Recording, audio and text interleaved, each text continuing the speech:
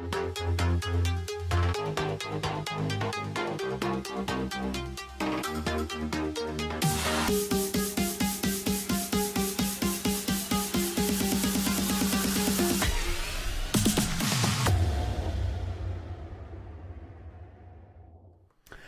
everybody, my name is John Lacey. Welcome to Learn Live Streaming Live. Today on the show, we're going to be looking at Meld Studio, which is kind of the new kid on the block when it comes to live streaming software. It's sort of, I think in some ways it tries to take the experience of OBS Studio, which I personally love, and sort of simplify it down and give you some more options. And I think it's worth exploring because it is literally free, it's available for Windows and Mac, and I think it is another option for people who want to start experimenting in this space, but maybe just don't have the confidence to go for the OBS option straight away. So we will be looking at that today, but we are going out live to all the various places. So please let us know in the chat where you're watching from. And let's just get stuck in and let's go over to the magical software. This is Meld Studio. And it's funny because I'm literally using Meld Studio's virtual camera in OBS Studio this morning because I only have the one camera available to me.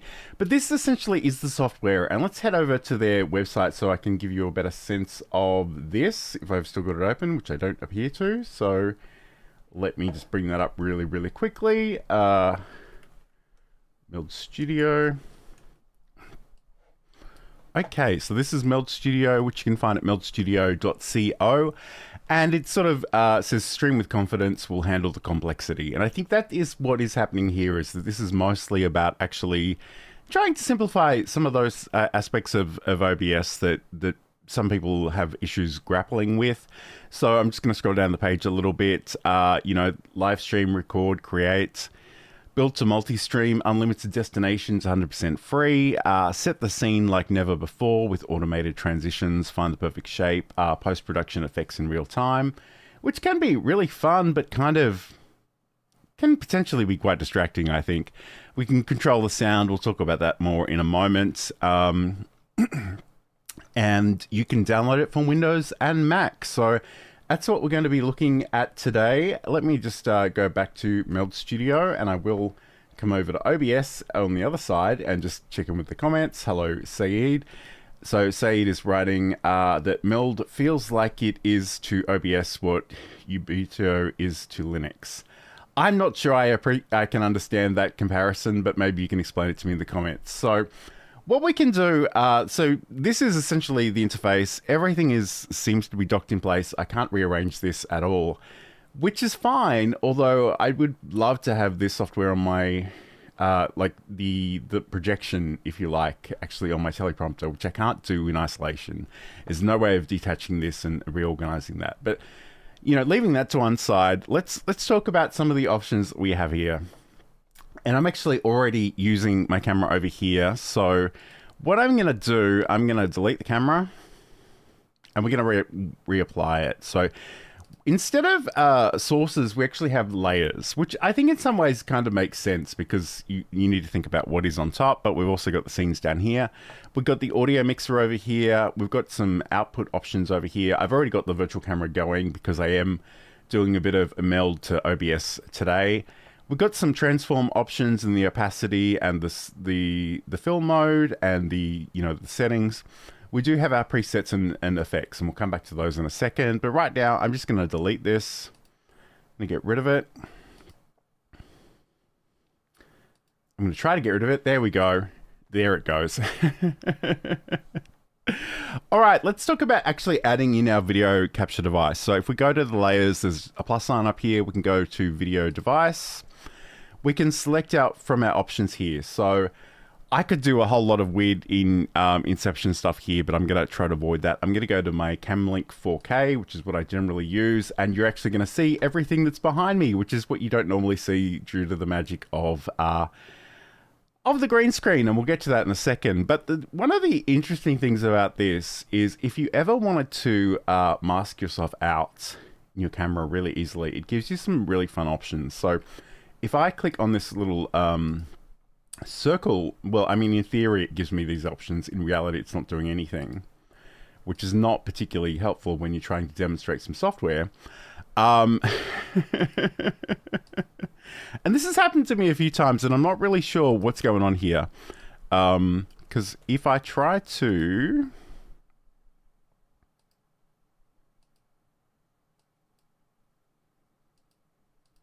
Because what should happen is it should give me an option to make a square, to make a circle, to make a kind of oval shape, to reset this.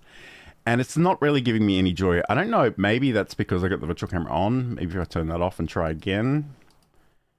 I don't know why that's doing that, but it's incredibly annoying, and it's really going to impact my ability to do what I want to do with you guys today. But the other thing I will note is we do have the ability to grab these corners and drag them in. So if you just want rounded corners, you can do that over here. You can also do that over in the properties over here. So we can sort of change the corner radius. We can also click on this one to change those independently as well. So if I wanted, you know, maybe 0 here and maybe 0 over here, it would give me another shape as well. But we can also just go in and get rid of all of this as well if I don't want those rounded corners. And you can sort of, okay, I made that even more dramatic. Let's go in and zero that out as well. So that's fine. I am a little frustrated by the fact that I can't actually use those options right now. And I'm not really sure why that should be the case. Ah, there we go. Okay, so if I double click into here, will that give me the option? Okay, it still doesn't. So this is kind of frustrating. And I guess the other thing that I do need to mention about Meld Studio is it's actually a web app. So even though you're downloading something to your local computer, every time you open it, it is potentially going and looking for new updates and installing them, which I don't think is a bad thing. But I would say make sure that you've actually opened up the software long before you intend to stream, because it could take a little bit of time to update. But this had worked for a little while. It's not working right now. But what I will do, I'm just going to drag in my corners. And this is essentially the secret to everything I do online, is that I don't have a green screen wide enough to actually cover my entire background. So I do some creative cropping. And if I click out of there, I've got my camera here. I can go to my effects and I can click on the plus sign over here and I can add in my chroma key. I do need to tweak these values a little bit. I think 0.4 was what I ultimately decided on, and there we go. I've got rid of that there. So that's pretty cool. I like that, but it is kind of annoying that I don't actually have those circle options. So I'm just gonna try this again, but it really doesn't seem like it's giving me any joy. And the thing is, if we wanted to, we could approximate this with the rounded corners anyway. So if I decide what the dimensions of this need to be, that's what I might do. I'll turn that off and I'll just go 300. And that doesn't really do a lot for me either. So maybe I have to be out of, maybe, yeah. So if I go, okay. So I go done and then I can adjust that option. But if I go, that is weird, because that has worked and that has not worked quite a bit lately. So I guess this software is relatively new. It is a little buggy at times. You know, it's free, so I guess in some ways we are getting what we paid for. But again, I'm just going to get rid of those options there. But the nice thing about this is, and again, I might need to turn off my chroma key to show you this. But if I go to the scenes and I go and duplicate the scene, and I'll just call this one John 2, very original. What I can do is I can make my changes over here. So maybe I want to resize this. In fact, let's crop it. Let's crop it even closer.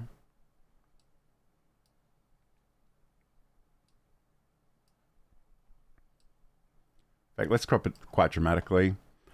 And I'll go done. And let's maybe bring in some rounded corners. And again, like it's probably going to make less sense the minute I put the chroma key on, but conceptually you can see what's happening there. And I could, you know, resize this, I could reposition it. It does look weird with the chroma key off. But what I want to really point out here is that if I go back to my John scene, it's going to go back to what it was. So every instance of your source in here potentially can operate as its own separate copy in a way that it probably wouldn't in OBS unless you had something like the source clone plugin. So I'm going to put the chroma key back on there. And I guess the other thing that we're noticing too, which I should probably talk about, is we've got a transition. We only, at the moment, we really only have the option, as far as I can tell, and correct me if I'm wrong, in the transitions, we have the ability to add a transition that is global, and we can do cut, we can do fade, we can do morph, and we can do move. Move is sort of based on the Move plugin that I'm sure a lot of OBS Studio users will be familiar with. And we do have some options for those, but once you've selected one, it seems to be the default for everything. So again, if I change that to fade, and then I go to my other scene, you'll see that that fades in and out. I'm not really sure if we have the ability to override that, and if anyone knows, please let me know in the chat. But speaking of the chat, I feel like there's a lot happening there right now, so I might just check in with them. So Said says, I mean, probably more accessible to a broader audience with a cleaner, user-friendly UI. Okay, that makes sense. Hello to Ernesto, great to have your company today.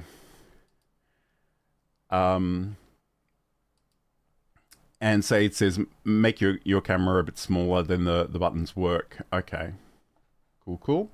Hello to Neil. Thank you so much for joining us. I know Neil spoke with the head honcho over at Meld Studio on his stream, so you can definitely go and check that out as well. Said is saying that he just downloaded it and is trying it out with me as well, so that's really cool. All right, so let's go back and see some of the other things that we can do over here. So let's talk about the other layers as well. So we've got the video device, we've got the display capture, we've got the media source, which is very much for videos and audio of very specific formats. We've got the ability to bring in an image. We've got a browser source, which is cool, and we'll talk about that in a second. We've got the duplicator. So the duplicator is essentially, and again, I feel bad because I'm going to liken everything back to OBS because that's just who I am. But the duplicator essentially is sort of the nested scene option. So you can actually get another scene and bring it into this scene. We've got text, we've got markdown, we've got rectangle, which is in some ways I would think of as a color source. You can do a lot of different things with it, which are potentially quite cool. And we've got some widgets, which are very much for Twitch gameplay sort of events. So it's not something I really dwell on, so I probably won't worry about that too much, but I just want to mention that they exist and they're over there. So what I should do too is if we go back to our camera, I've sort of shown you that I've added the chroma key, but we do also have all these presets. And this is where I think the enthusiasts will have a lot of fun, because there are a lot of presets in here that do weird, wonderful things. I should say the minute that I switch to one of these, my chroma key will disappear, so this will look a little bit weird, but just indulge me.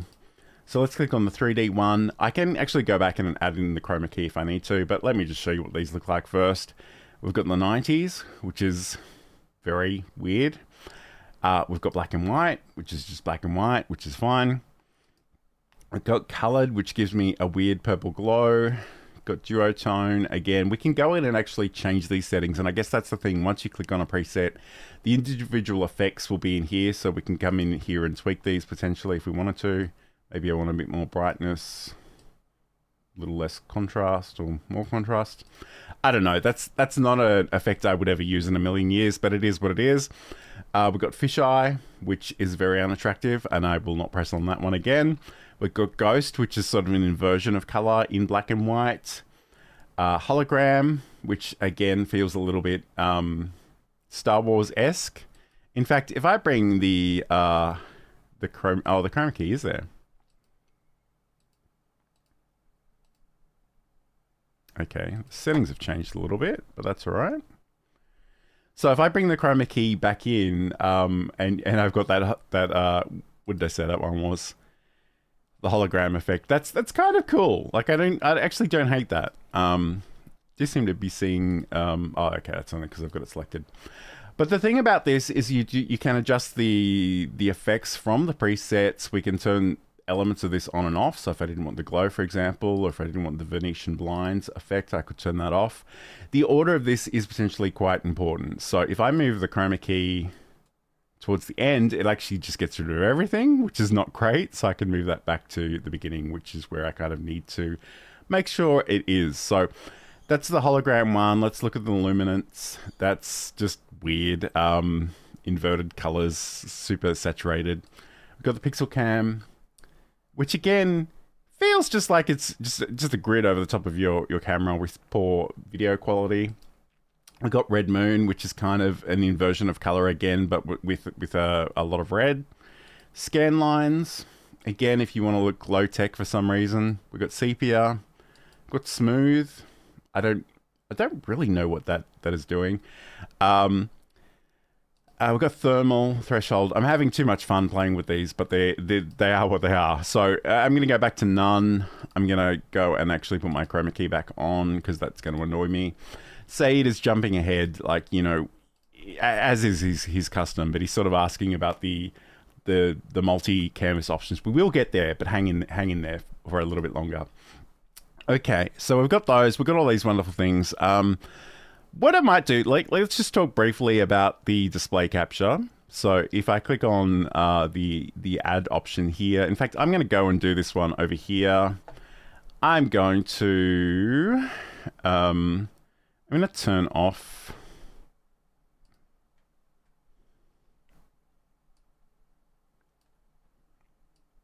I'm just resizing this a little bit and just cropping it differently. So I'm gonna bring this in.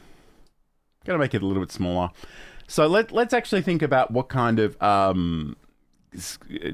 display capture we can use. So if I go to the layers, I go add new, go to display capture.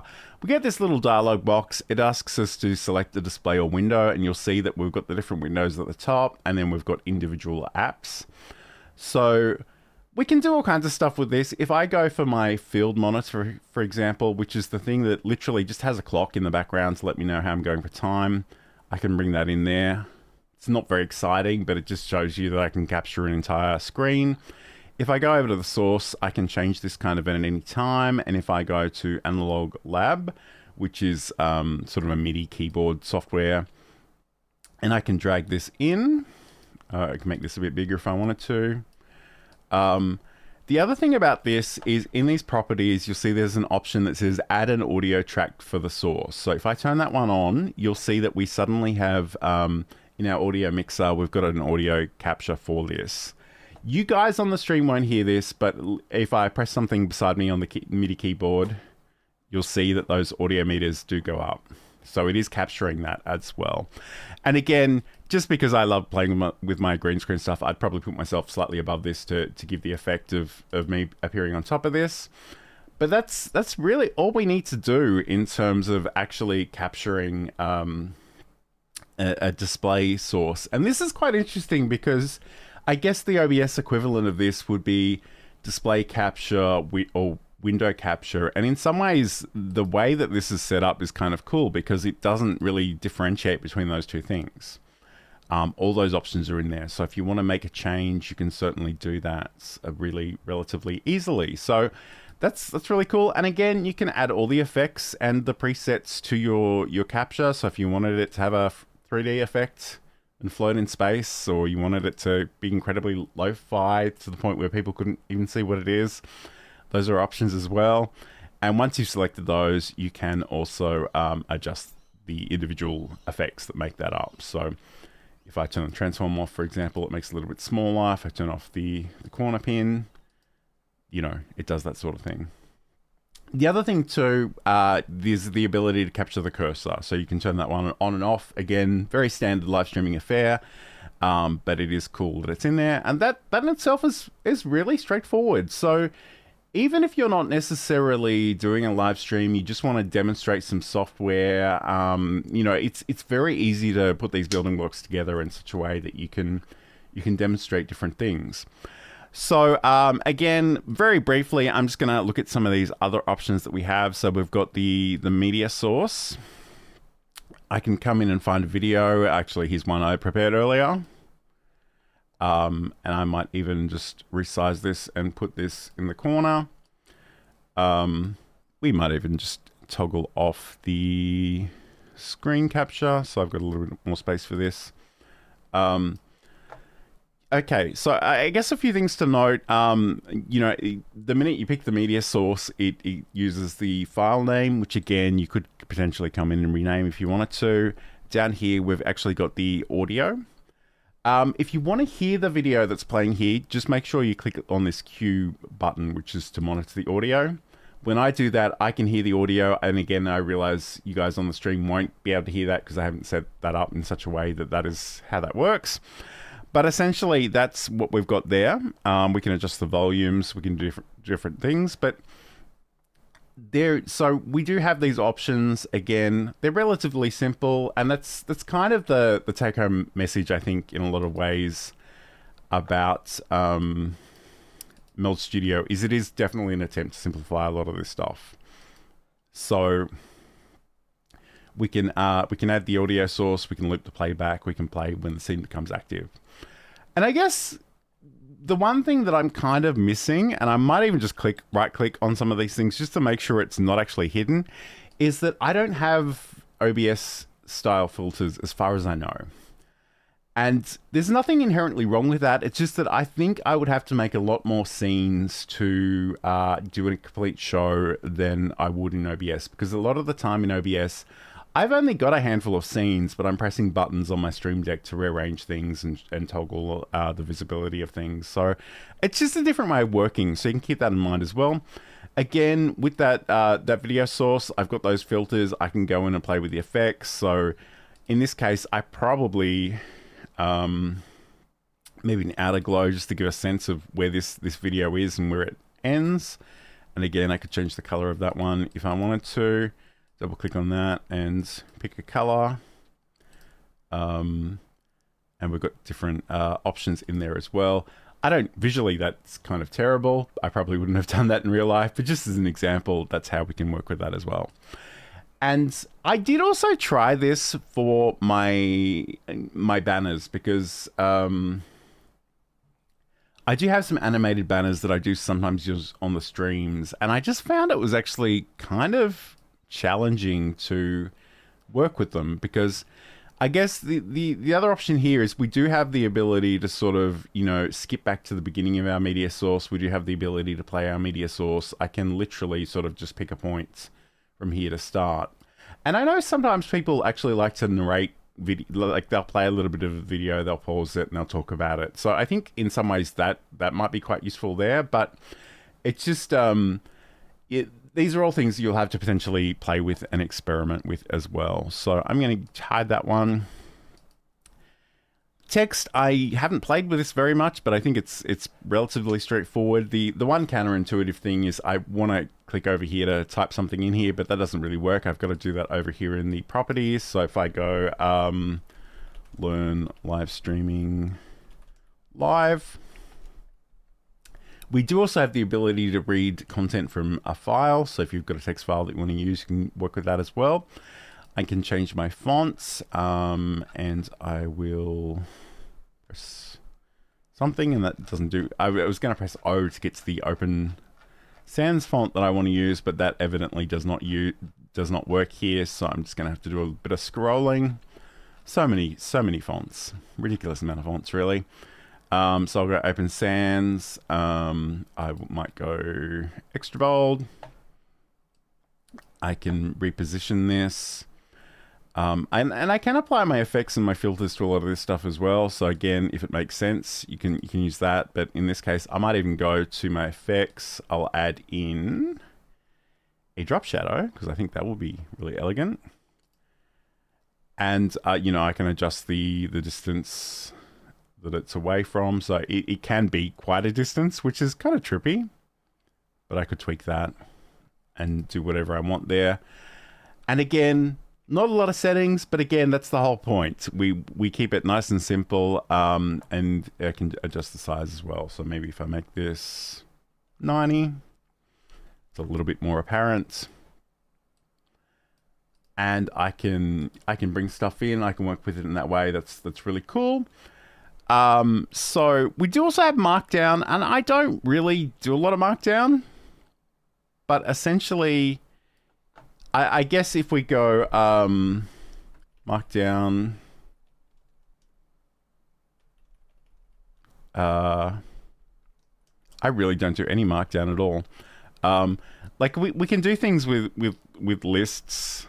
Yeah. I'm just gonna own the fact that I don't know how to use Markdown, but if you do, this is potentially a great way of sort of formatting the text that appears in that text box, and that's literally all that does. Let me just check in with the chat. So hello to Ender, who's watching from Ireland. Great to have your company. Look, I was going to leave this a little bit later, but Saeed asked about it and he's brought it up, and I think we need to go there. So I accidentally selected the view that includes vertical video after installing. How can I remove it? I couldn't find the option for it. And he did ultimately find the option for it, but let me just show you. So if we go into our file menu and go to preferences, in general, we've got main canvas and we've also got multi-canvas. And the minute I hit multi-canvas, it's slightly obscured, but you'll see I get this second window over here. What is really interesting about this is the minute, and watch this section over here that says layers. If I click into the vertical version, all my layers go away and I have to recreate them over here. So if I wanted to go and maybe add in my video device, I can do that over here. And it looks like, again, it's really interesting that every time you add in a video capture source, it doesn't reflect the changes that are elsewhere. And in some ways that could be really flexible. That could be really, really cool. But in other ways that could be really annoying. And I genuinely don't really know if I love that or if I hate that yet. But again, I'm just going to use my chroma key. I'm going to zoom this, crop this a little bit, and I'll go down to done. So I'm done over here. And this is actually a great opportunity for me to show you how we can add a rectangle in. So we add our rectangle in.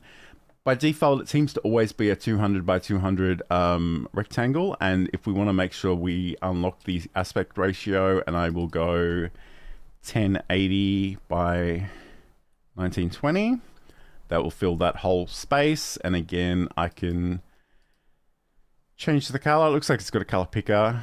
So there we go, I can grab that same color, which is kind of cool. Again, in the layers, I probably want to make sure that's underneath me. And I can probably zoom in here as well. And say it does note as well that you can copy and paste from one canvas to another. And I guess that's the thing. If you do want to make sure that these things are,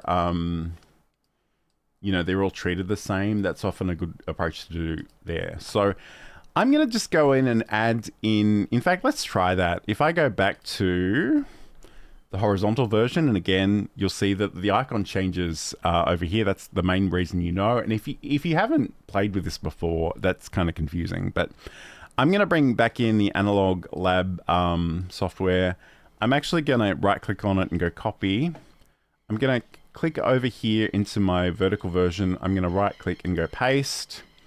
And it's there. It's probably a little bit too big for the vertical, but I can adjust that. And I can, so I don't know, 1080 is probably fine. I mean, I could make it a little bit smaller if I wanted the border around it, but I could put that above me. And again, just make sure that we've got the audio track is enabled for both of those. And I can sort of, again, I know you can't hear that, but it's probably for the best because I'm not that great a keyboard player, but it is what it is. I'm just going to toggle the eye icon there, and we can work in this way. We can keep going, and essentially, like there is, with the OBS ATEM Vertical plugin, like you actually have to sort of link these up. In here, you literally don't have an option. It's just you'll go to a different scene and it'll be blank until you populate it. But essentially, once you're there, it'll do that. And interestingly, if I copy, I don't know how easy this is. I'm going to try and just, if I copy all three of those, so I'm holding down the Shift key. I will go copy, and I don't know if that's all of them or just one, but I'm going to try over here. We'll go paste. Okay, that was all three of them.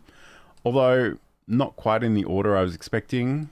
and I might need to tweak that. So if I'm going to move these things out of the way just a little bit, which in a way that's ridiculous, frankly, but I just want to see if the move transform is actually working for the vertical canvas as well. It isn't. Okay. So that's interesting. That's something you might need to keep in mind.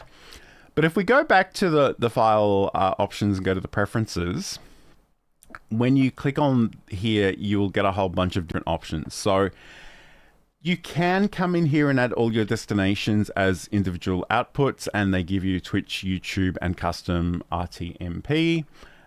So if you're using anything other than YouTube or Twitch, you do need to use that.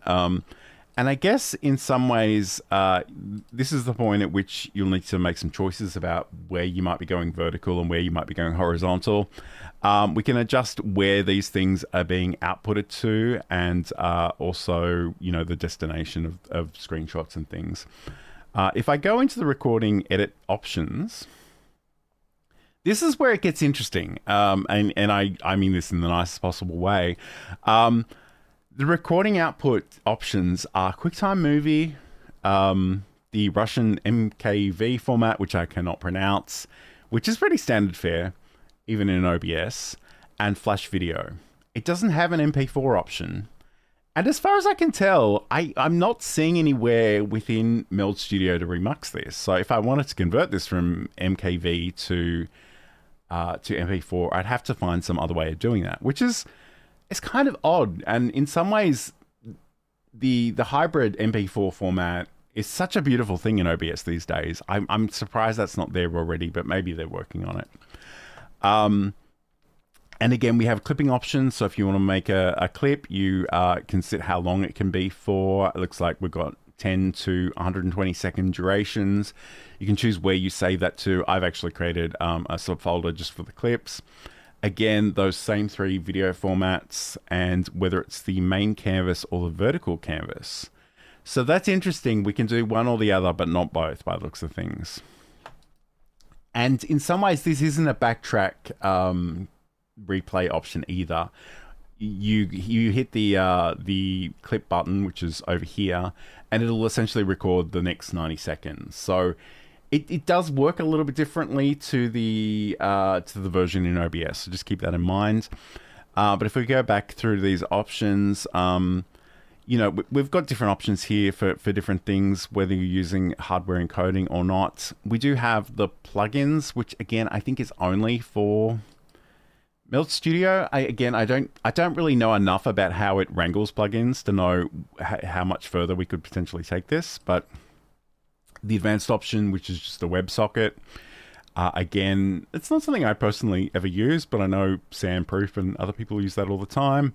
We've got our audio options, our virtual camera.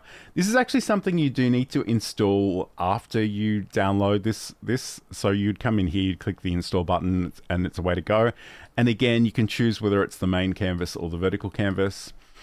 And once you've done that, all you really need to do is make sure that this toggle is on. And then that way, you know, once that's on, you can go and pick the Meld camera. In fact, I'm just trying to think of what it's called. I think it's just Meld Studio camera. You'll find it. But I guess the important thing to note is if you're not seeing it in this list, you literally have to toggle this virtual camera on first. It won't populate in a camera list until you've done that, which is a little bit different to OBS. In OBS, you can use the OBS virtual camera at any time, and it'll have a placeholder until you hit the start virtual camera option. So we got that in there as well.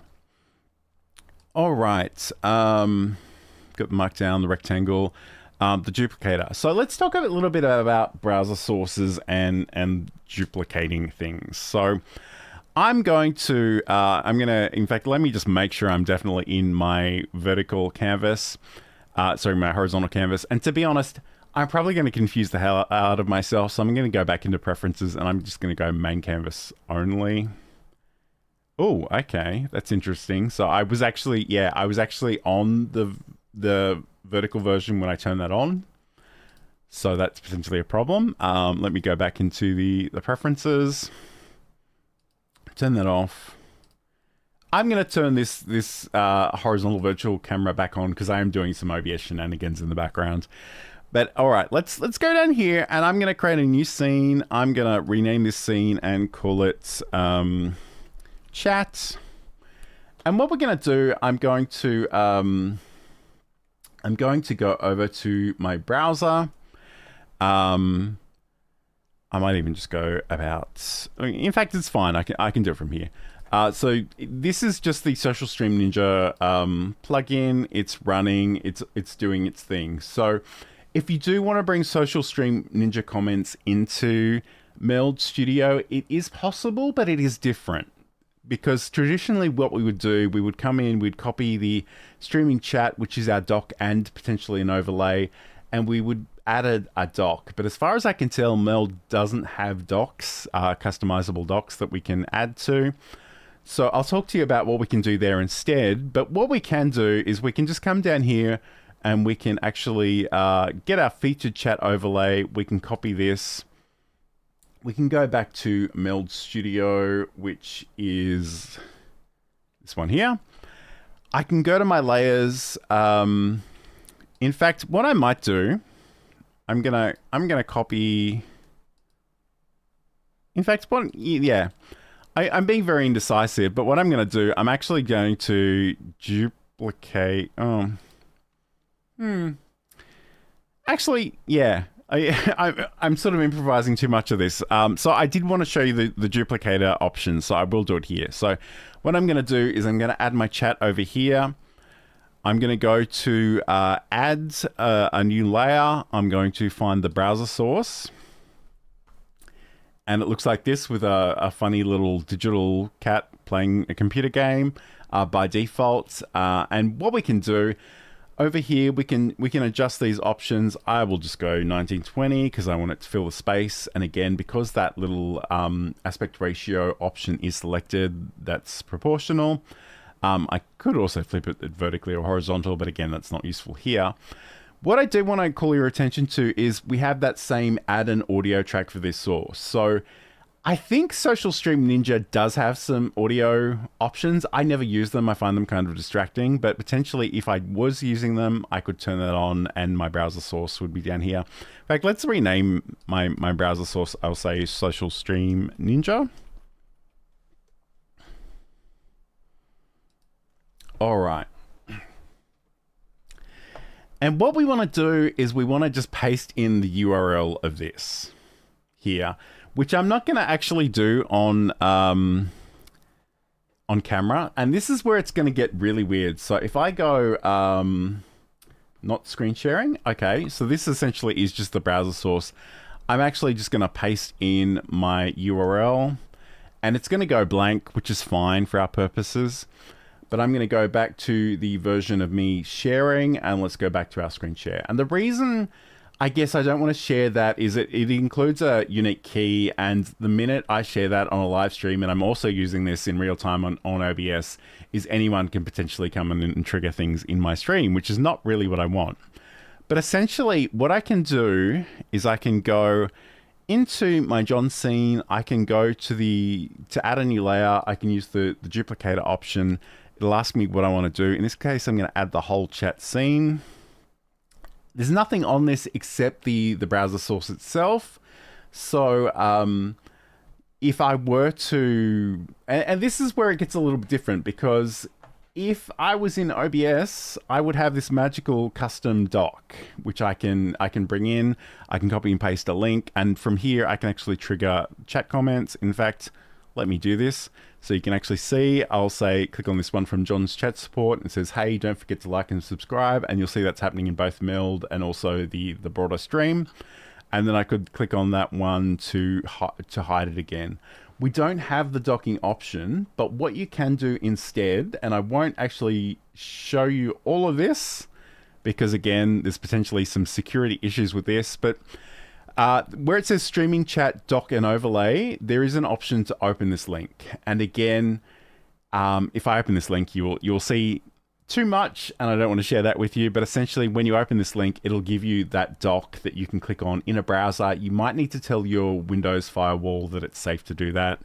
But essentially we can click on that, and that way we can sort of trigger those comments. So if I go back to this for a second, and I click on that, then I've got to kind of wait for a new chat comment to come in. That is the thing. You do need that running beforehand. So, but essentially once that's available, I can click on different comments and bring them into Meld Studio. So that is definitely a thing that is possible. So we can do that. I can, I can bring up Saeed's comment. You can copy and paste from one canvas to the other, which is absolutely cool. So we can bring in the browser sources. We could do this. We could actually do this for Video Ninja as well. So, it could be that you have a scene which is your guest. And I don't have a guest, but I'm going to come in here and I'm going to, and thank you to Ender for adding something to the chat. That's awesome. Although I think the moment might have passed, but that's all right. What I'm going to do, I don't really, and I keep threatening to get Saeed on to do this live, and maybe one time we will, but not this week. But I'm just going to write guest. I'm going to make this huge. And essentially what we would do in real life is we'd actually come in here and we would add in our browser source. Again, we'd probably want it to fill the whole space, so I'd probably want to go 1920. And we'd just paste the URL out of Video Ninja, and we'd make sure we had the guest audio on there as well. So, conceptually, just imagine that's what happens. But what we can do is that we can actually have a new scene down here, and I will call this one host and guest. And this is something I do in OBS all the time, but I just wanted to show you that we can do this in Meld as well. So I can go to my duplicator and I will bring in the John scene. And I will come down here and I will do that again. And I will say guest. And at the moment you're like, well, that's not going to work very well. But what I can do is that I can resize these. And I could put them side by side. I don't know exactly. In fact, that's probably the dimensions I want. So maybe I put one. Oh. Okay, that's clearly not the dimensions I want. So I probably need to make this smaller. So it could be side by side. It could be one on top of the other. And the thing about this is once you've got these guests here, all I would probably do is just clone, like duplicate this, and then I might, I might have one where it's guest is featured, and would make the guest full screen. And I would just make sure that that's in the right place. And I'd bring myself on top of this, and I might even go, okay, let's maybe crop me in a little bit.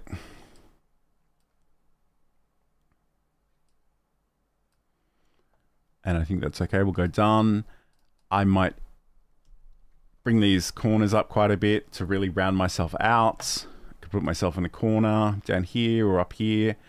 And then, you could literally be talking side by side with the guest. You can click on here and the guest is taking up most of the space, but you're on top or in the corner. I mean, you could literally be underneath as well. So the great thing about that is that your audio is still potentially being captured there, but you don't necessarily need to be on camera. Although the thing that is a little concerning to me, and I haven't really tried this, and I guess if we go back to the guest option, I do have some browser source audio there, but it's not populating with anything. I probably would need to try this just to make sure that it is actually bringing in the audio, because I'm not seeing anything here. But again, for my fictional example, I don't really have any real audio, so that might be the reason why I'm not seeing it. So it'd definitely be worth a try. And I guess, once we do that, it could be something like, the guest is featured. Maybe I'm here, but I want to be in 3D for some reason, which I don't know that I would want to, but, you have that option. You can certainly work with that as well. We can adjust sort of the guest and the layer as well. So in this case, I kind of brought in the guest as its own scene, but because it is really just the browser source, I could just bring it in by itself. And that would be another option. So again, in an OBS sense, part of the reason I would do this is I'd also have the source clone plugin on both these scenes, recording these separately. So if I wanted to edit them later on, I could. I don't know that I've got that capability within Meld, but it is kind of interesting nonetheless. All right, so we've got that. We've got display capture. I think we've been through all of those. Again, I'll mention this ever so quickly, the widgets. We do have a couple of widgets. They are very much for Twitch users. So if I grab one of those and I go, oh, okay, there are actually some YouTube options here as well. But essentially, this is a spotlight. And if you want to shout somebody out, we've got the ability to do this for Twitch cheer, follow and sub. We've also got the ability to do this for YouTube Super Chat, YouTube Sub, and YouTube Member. So if I just wanted to work with the YouTube ones, I could do it like that. I don't really know what this works like. There we go. So I do have preview options. So if I were to go, somebody's subscribing, it literally just pops up that fictional name. If I go YouTube Sub Events, YouTube Super Chat. So I don't know. That's not something I'd personally use, and I don't find that terribly exciting, but it is what it is. But we've got that one. We do also have another one in here for the combo widget, which again seems to be off on the side for some strange reason. And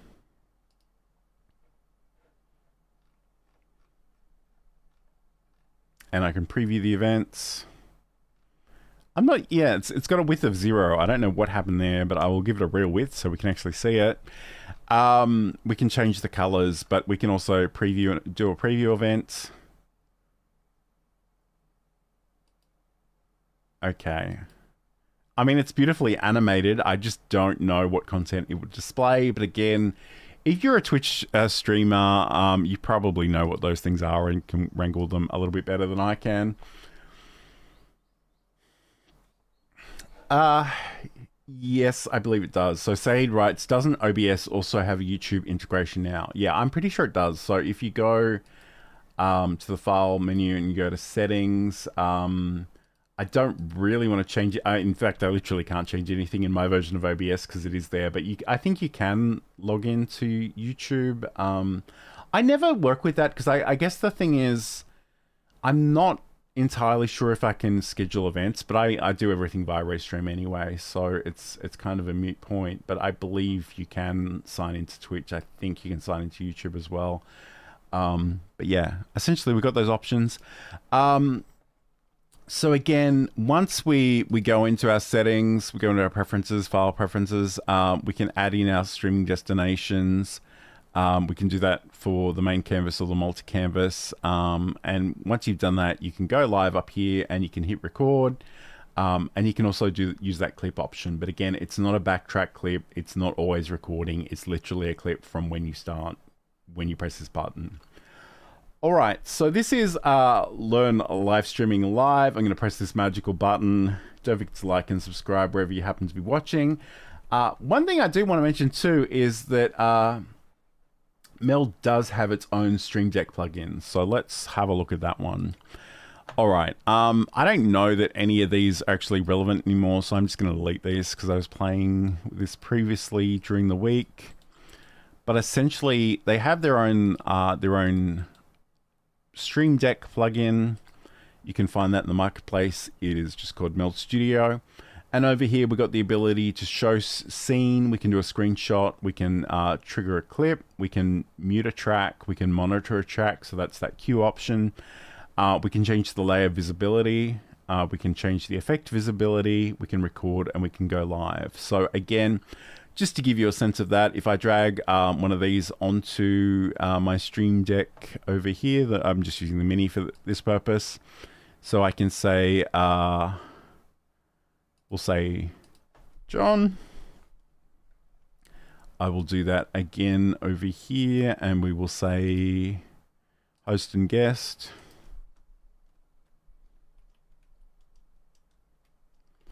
And if you hit Shift Enter here, you can actually break that over to another line, and I can go,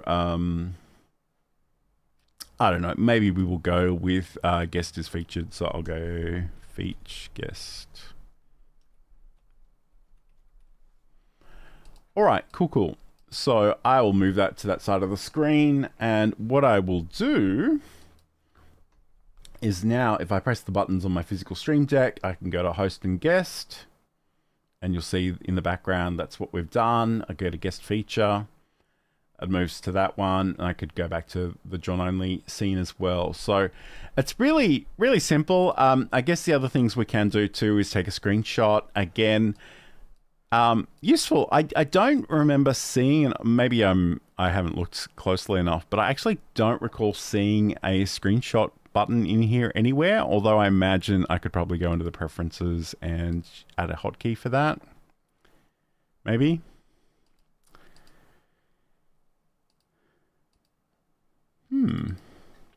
Okay, the hotkey section is not giving me any joy at all. But theoretically, that is something I could potentially do. But if you do need to take those screenshots, it's a really good place to do that over here in the Stream Deck key. We can do those clips. We can mute the track. All this stuff is pretty self-explanatory, although I guess the effect visibility is an interesting one because this is kind of toggling of filters potentially. So if I go and if I go to the John scene, I grab the cam link, and I can have the chroma key, and here we can say what is the action. Do we show it? Do we hide it? Or do we toggle it? So at the moment, I will leave that as the toggle option. And now if I press that button on the Stream Deck, you'll see that it'll turn off the chroma key and turn it back on. So again, you can do that with the effects. I don't know that you can do that with the presets because they're actually just a series of effects. And I guess that's the other thing I kind of one of the other things I kind of missed was the ability to actually group some of my sources together. Again, I'm not really seeing that. We do have the ability to lock them in place, which can be quite useful.